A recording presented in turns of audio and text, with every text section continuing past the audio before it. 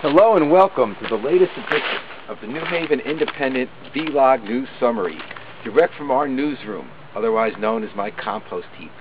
Let's see what stories we're working on this week. We got a weather story. That's right, it's darn cold. Time to put on the long underwear. They even closed school today on account of cold. What else we got here? Oh, we got a boot, and the city's got a boot too. It's called the Boot Finder.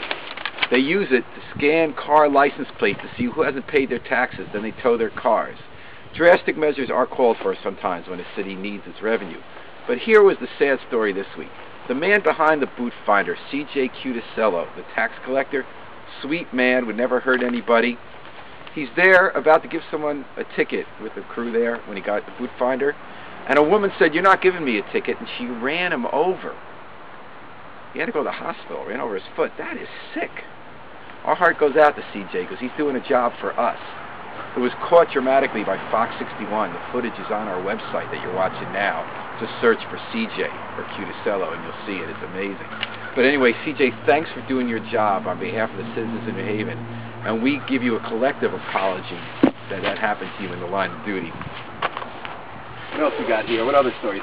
We got a hammer. A lot of people who work with Habitat for Humanity use hammers and other tools when they build houses for the poor and help stabilize neighborhoods. They did that in New Hallville and Winchester Avenue. They built a home for a single mom and her family. They moved in. The saddest thing is, after a few months, she had to leave.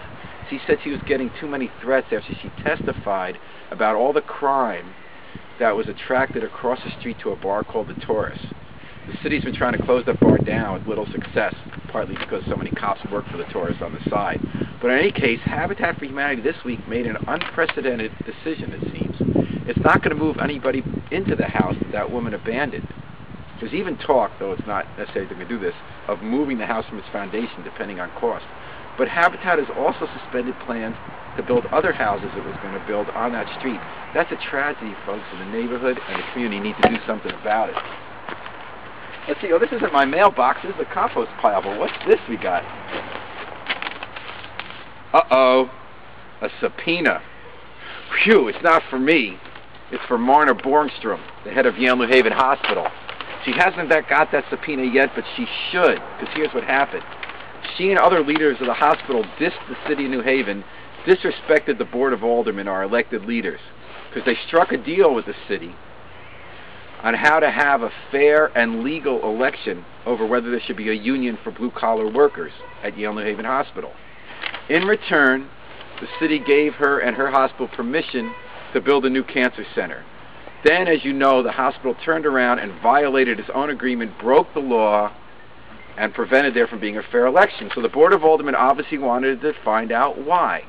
So it asked Marna Borgstrom to come to a hearing and answer questions about what happened with the agreement she had broken with them. You know what she decided this week? I'm not coming, she said. Too bad for you. She got her cancer center. She doesn't have to answer to the city. She got what she wanted and pulled the wool over us again. So what's the Board of Aldermen going to do now? Well, they have only one tool if they want to be anything other than just stand-ins with no power. They have a subpoena. They can force Marna Borgstrom to come and answer the public and be accountable. But so far they say they're not going to do it because they don't have the guts, and they've never had the guts, no matter who's on the Board of Aldermen, because they're just a paper board. But if they're going to represent us, and if they're going to hold institutions accountable, they're going to pick up that subpoena and send it to her. Better her than me. Until next time, this is the New Haven Independent Vlog News Summary. And remember, always pick up your trash.